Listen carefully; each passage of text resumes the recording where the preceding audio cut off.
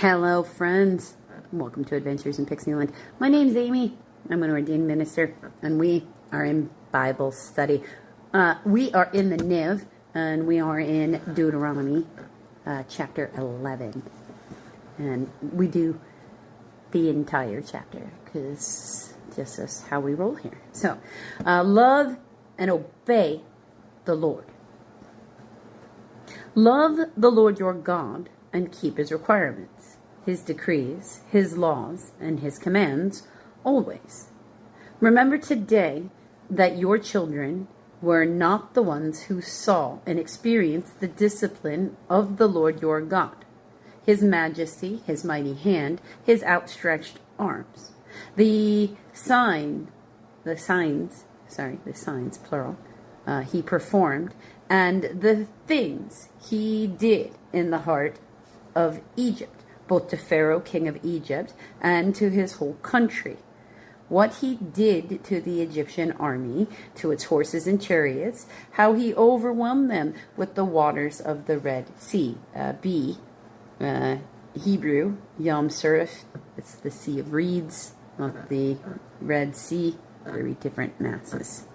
As they were pursuing you, and how the Lord brought lasting ruin on them. It was not your children who saw what he did for you in the desert until you arrived at this place, and what he did at Dathan and Abram, and Abram, sons of Elab the Reubenite, when the earth opened its mouth right in the middle of all Israel and swallowed them up with their households, their tents, and every living thing that belonged to them. It was your own eyes that saw all those great things that the Lord has done. Observe, therefore, all the commands I am giving you today, so that you may have the strength to go in and take over the land that you are crossing the Jordan to possess, and so that you may live long in the land of the Lord swore to your forefathers to give to them and their descendants, a land flowing with milk and honey. The land you are entering to take over is not like the land of Egypt from which you have come, where you planted your seed and irrigated it by foot as in a vegetable garden. But the land you are crossing the Jordan to take possession of is a land of mountains and valleys that drink in rain from heaven. It is a land the Lord your God cares for. The land, the eyes of the Lord your God are continually on it from the beginning of the year to its end. So if you faithfully obey the commands I am giving you today, to love the Lord your God and serve him with all your heart and with all your soul, then I will send rain on your land in its seasons, both autumn and spring rains, so that you may gather in your grain, new wine and oil. I will provide grass in the field for your cattle, and you will eat and be satisfied. Be careful, or you will be enticed to turn away and worship other gods and bow to them. Then the Lord's anger will burn against you, and he will shut the heavens so that it will not rain, and the ground will yield no produce, and you will soon perish from the good land the Lord is giving you. Fix these words of mine in your hearts and minds.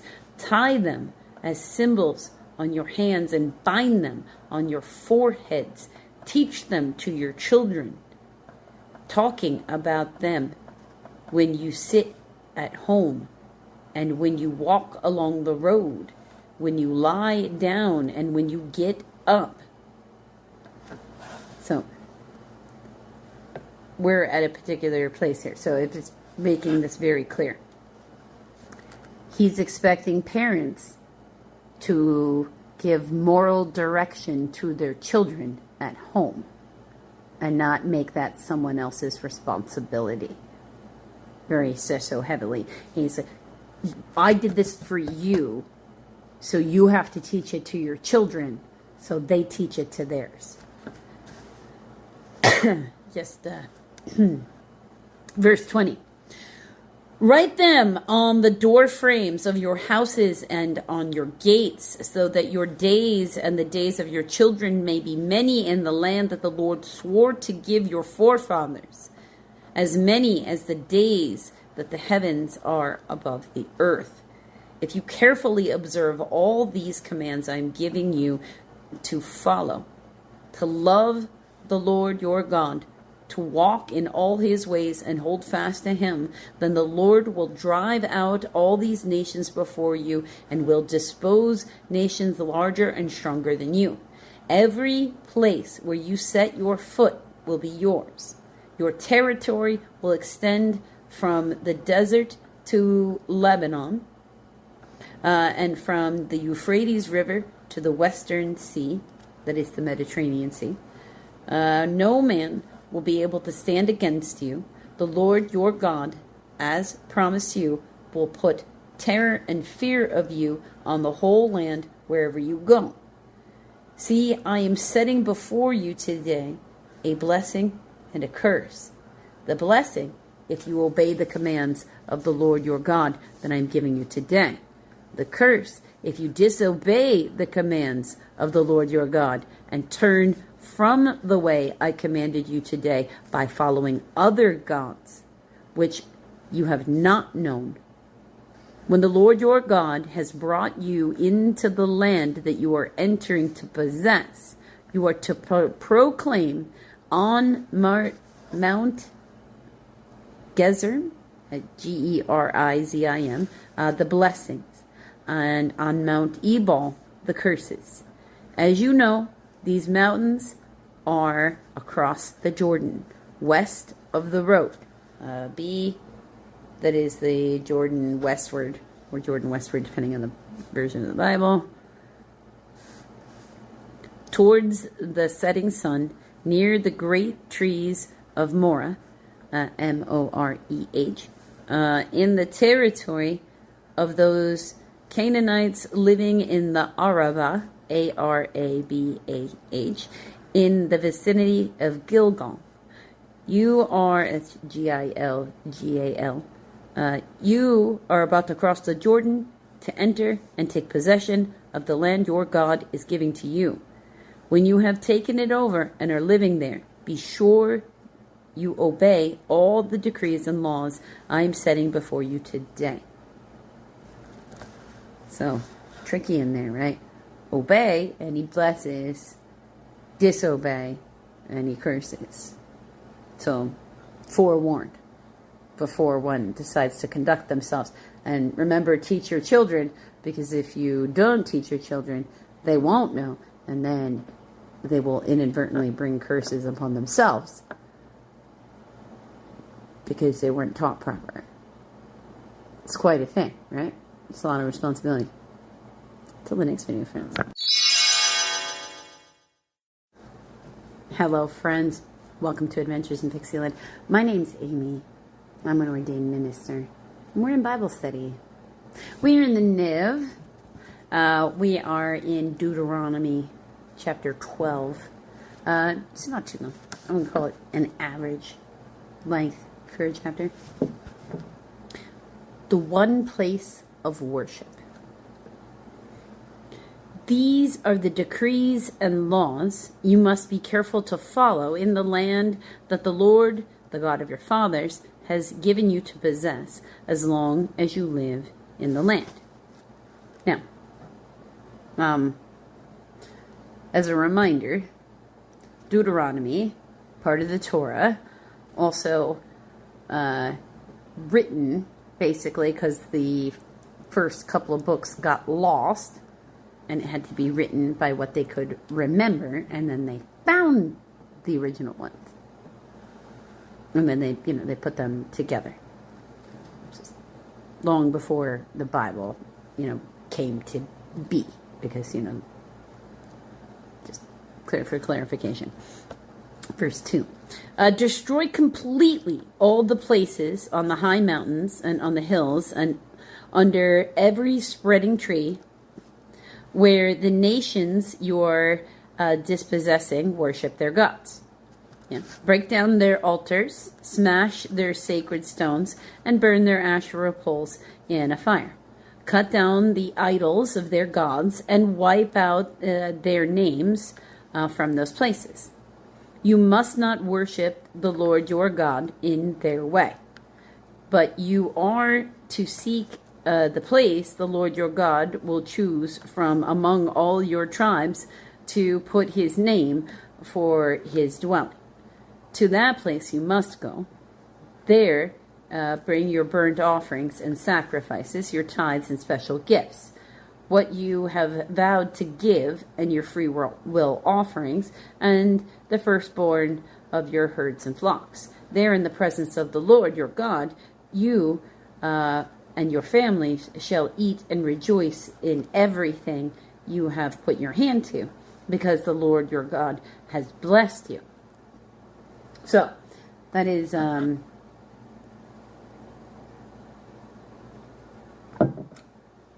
notice how it's like, okay, we have just the one location, and we're talking about, traditionally, if we're talking about Numbers and Leviticus, we're talking about the tent of meeting, right, with the Ark of the Covenant specifically, right? But when they go into those places, they're talking about towns and having Levites, a certain number of Levites for each town. So they're having multiple places of worship now, but not necessarily multiple arks of the covenant. Or not as far as we know. Because whenever we talk about it in the future parts of this, it's always still singular. So, but you should also note that they're still not talking about a main temple, because that won't be built for a very, very long time from when this is written. As far as they know, it might never be a permanent building. Verse 8. You are not to do as we do here today, as everyone as he sees fit. Since you have not yet reached the resting place and the inheritance the Lord your God is giving you, but you will cross the Jordan and settle in the land the Lord your God is giving you as an inheritance, and he will give you a rest from all your enemies around you, so that you will live in safety. Then to that place the Lord your God will choose as a dwelling for his name. There you are to bring everything I command you, your burnt offerings and sacrifices, your tithes and special gifts, all the choice possessions you have vowed to the Lord. And there rejoice before the Lord your God, excuse me, you, your sons and daughters, your men servants and maidservants, and the Levites from your towns, who have no allotment or an inheritance of their own. Be careful not to sacrifice your burnt offerings anywhere you please. So it can't just be anywhere.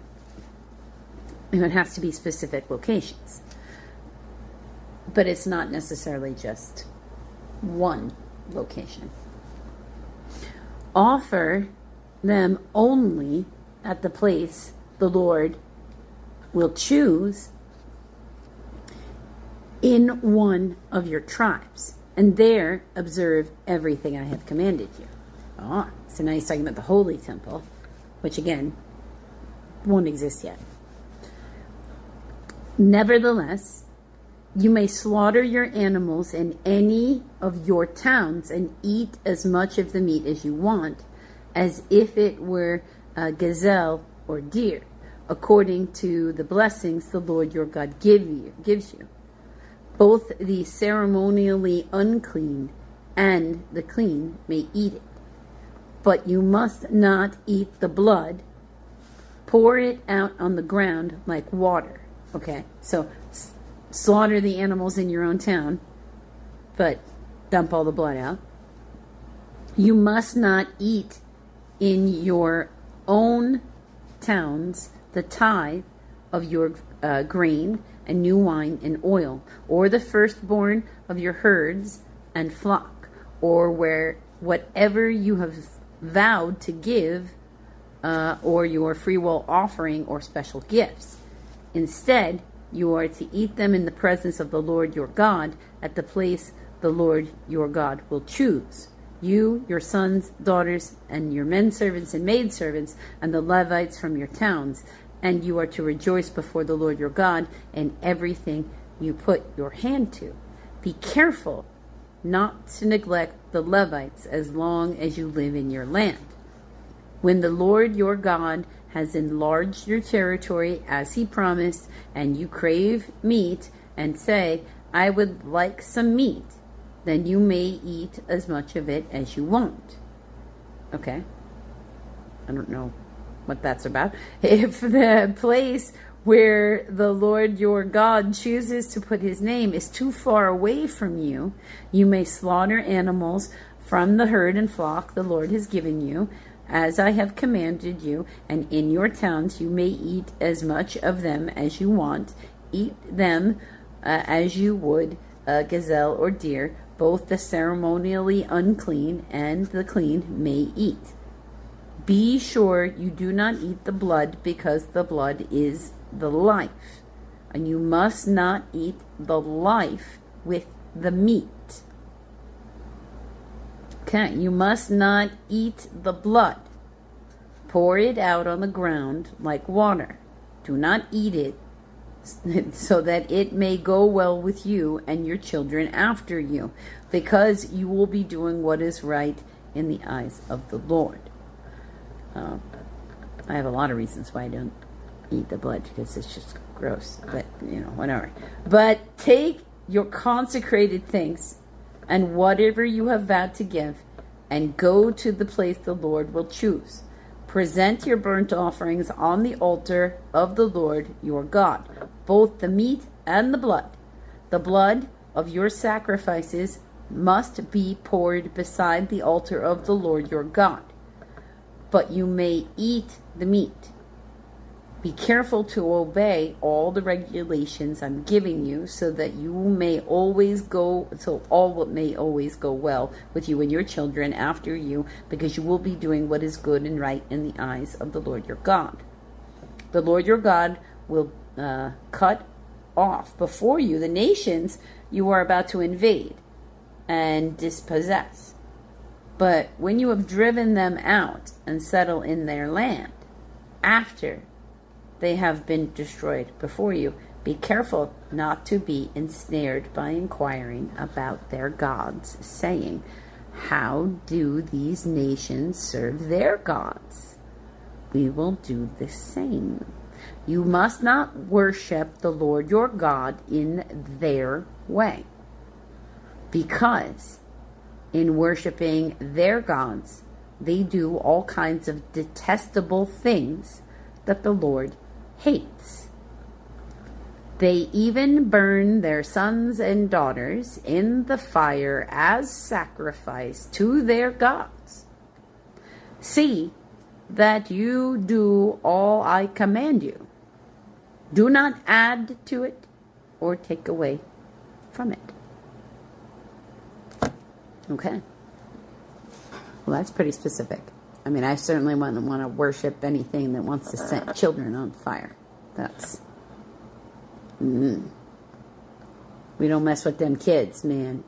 That's a hard rule to me, that, like, if you... That's like you're either, for me, like, good or not good, based upon whether or not you think doing anything mean to children is acceptable. And we're at you can stay over there, and I'll stay over here, and children can stay away from you. Until the next video, friends.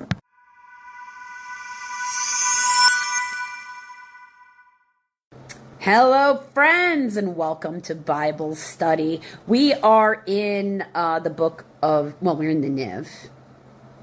We are in Bible study. We're in the Niv, and we're in Luke. Chapter 8, we're doing 22 to the end, which is 56. So let's jump in. Jesus calms the storm. Oh, no, sorry, we did that. That was 22. We're doing 26 through, that's the previous video, if you wanted to hear the first part of the chapter. The healing of the demon-possessed man. Verse 26. They sailed to the region of, I'm going to probably pronounce this wrong, but again, Gerasenes, Gerasenes, however you would pronounce that, which is across the lake from Galilee. When Jesus stepped ashore, he was met by a demon-possessed man from town. For a long time, this man had not worn clothes or lived in a house, but lived in the tomb. So he was just naked, running around a cemetery. And people left him there. When he saw Jesus, he cried out and fell at his feet, shouting at the top of his voice, "What do you want with me, Jesus, Son of the Most High God? I beg you, don't torture me." There are days when, I'm not demon-possessed, but there are days when I feel like I'm saying that to God, too. For Jesus, that's only because I'm melodramatic. For Jesus had commanded the evil spirits to come out of the man. Many times it had seized him, and though he was chained hand and foot and kept under guard, he had broken the chains and had been driven by the demon out of the solitary place. Ooh. He asked him, so he was trying to repeatedly remove this demon, and it wasn't being removed. He was meeting resistance. So that's notable. Jesus asked him, "What is your name?" "Legion," he replied, because many demons had gone into them. So, when one is, not that we are ever going to be doing, nobody but people who know what they're doing should ever, be, trying to get rid of demon possession. But, it is part of why you get to see that in the movies where they ask the demon the name, because Jesus asked the demon the name when it just didn't come out. Because if you command it by its name, in Jesus' name, it has to leave. All right, so Legion, he replied, because many demons had gone into them, and they begged him repeatedly not to order them to go into the abyss. So they're trying not to get back into hell. And that makes sense to me, because I don't want to go there either. So why would they want to go back there? All right. A large herd of pigs was feeding on the hillside. The demons begged Jesus to let them go into them, and he gave them permission. So apparently Jesus was like, well, yeah, hell's not the place that you want to be. So, all right. When the demons came out of the man, they went into the pigs, and the herd rushed down the steep bank into the lake and was drowned. Which should really just put them back in hell anyway. Just because their host that they were in died. When those tending the pigs saw what had happened, they ran off and reported it to the town and countryside, and the people went out to see what had happened.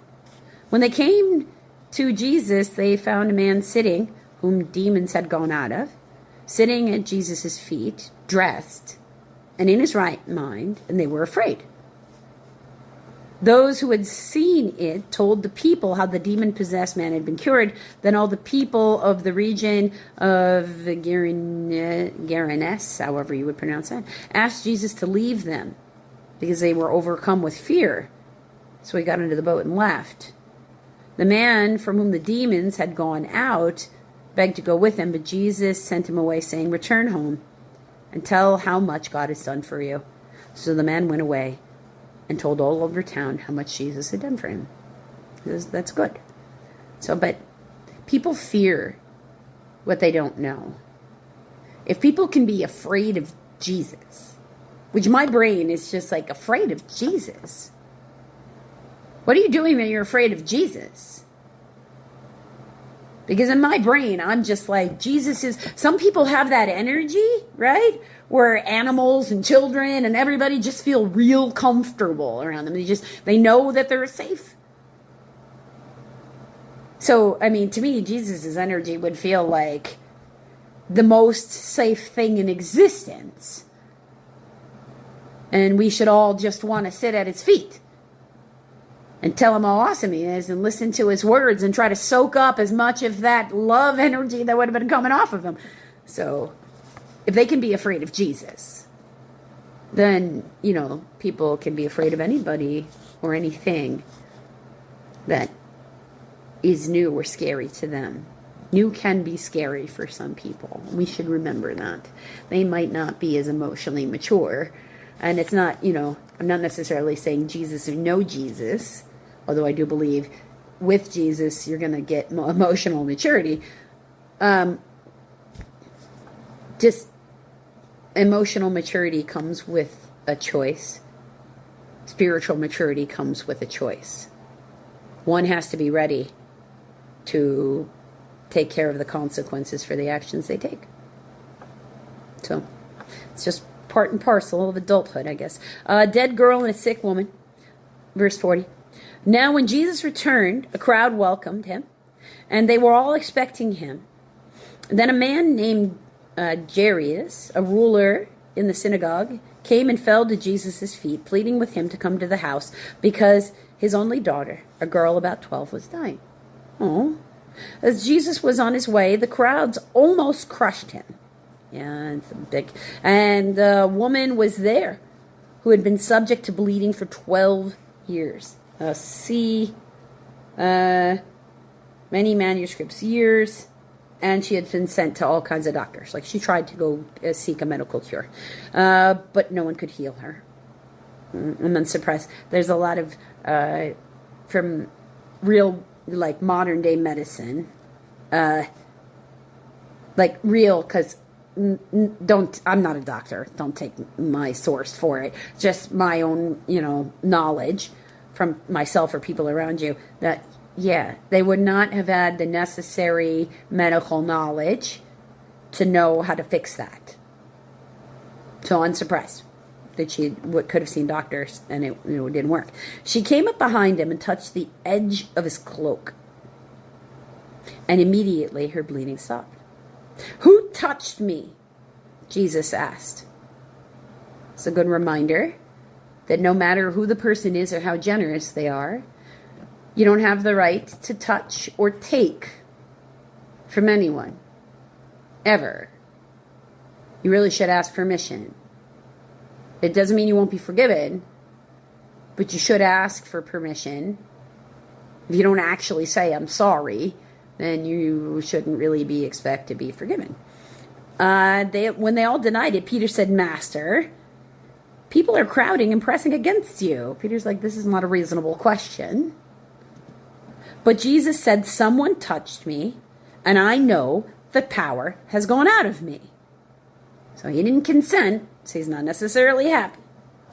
Then the woman, seeing that she could not go unnoticed, came trembling and fell at his feet. In the presence of all the people, she told him why she had touched him and how she had been instantly healed. Then he said to her, Daughter, your faith has healed you. Go in peace. Because she was sorry. She admitted her guilt, and she was showing sorry. And he decided to forgive her. Because you do actually have to wait for someone to decide that they've forgiven you before you can decide all is forgiven for them. But we should be looking for reasons to forgive, not reasons to be angry. That's part of the love one another. While Jesus was still speaking, someone came from the house of Jairus, the synagogue ruler. Your daughter is dead, he said. Don't bother the teacher anymore. Hearing this, Jesus said to Jairus, Don't be afraid. Just believe, and she will be healed. When he arrived at the house of Jairus, he did not let anyone go in with him except Peter, John, and James, the child's father and mother. Meanwhile, all the people were wailing and mourning for her. Stop wailing, Jesus said. She's not dead, but asleep. They laughed at him, knowing that she was dead. Now, I should point out that these are another text, these are professional mourners, which is a thing in the Jewish culture. You could hire people with instruments and who are good at being sad and wailing and, doing all because they had their, it's melodramatic. Okay. And it's meant to be. It's meant to be. It's meant to be heartfelt, but it's also melodramatic. You're allowed to fully feel your feelings when you feel them and express them healthily to release them. And God says that's good. He's not saying stay strong silent. He does not like strong silent. We don't process that way. When they're in there, whether they're up here in the head or they're in here and they're in the heart, they need to get out. Think of it as like you got to excise the wound, express the toxins, right? Get the wound out to get the wash in, to get it healed. It's very much so the same thing. It doesn't matter where it's coming from. It needs to come out. So these are professional mourners.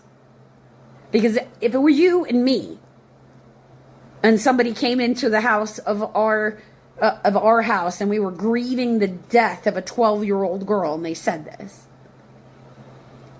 laughing would not be our response.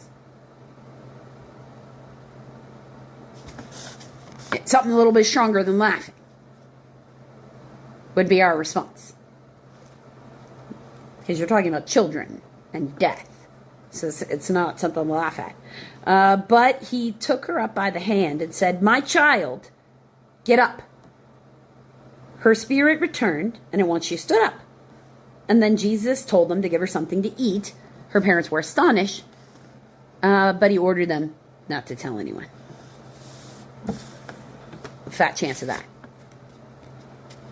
He says to a lot of people, don't tell anybody. But absolutely nobody listens to them. And I think that's because it's what he wants, to try to keep the things quiet. But what God wants is for the good news to go as far as possible. So, that's what happens. The will of God is always what happens, right? He's in control of everything. So he wanted the good news spread. So he wasn't listening to the humbleness of his son. He loves the humbleness of his son. But he also wants the light of the Holy Spirit, the light of Jesus, the light of God. Because his God is light. I mean, it literally says so in the Bible. To be anchored and spread amongst the whole world. And that meant everybody needs to hear about Jesus. And they still do, right? I still need him every day. So, until a few minutes from now, friends, when we are in the book of Revelations.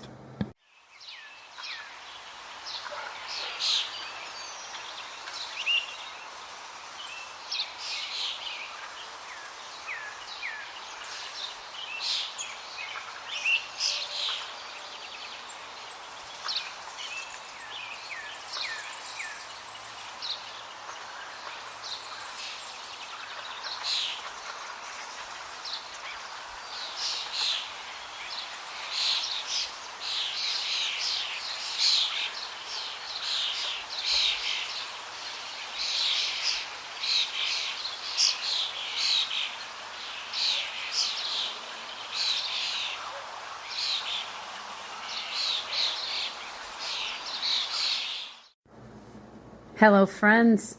Welcome to Adventures in Pixieland. My name's Amy, and I'm an ordained minister. And we are in Bible study. We are in Psalms. We're in the Niv, so you know what version we're in. We're in Psalms, Book 2, Psalm 70. For the director of music, it's a Psalm of David, a petition. So, hoping, right? Hasten, O God, to save me. O Lord, come quickly to help me. May those who seek my life be put to shame and confusion. May all who desire my ruin be turned back in disgrace. May those who say to me, aha, aha, turn back because of their shame. May all who seek you rejoice and be glad in you. May those who love your salvation. Always say, let God be exalted. Yet, I am poor and needy. Come quickly to me, O God. You are my help and my deliverer. Lord, oh Lord, do not delay.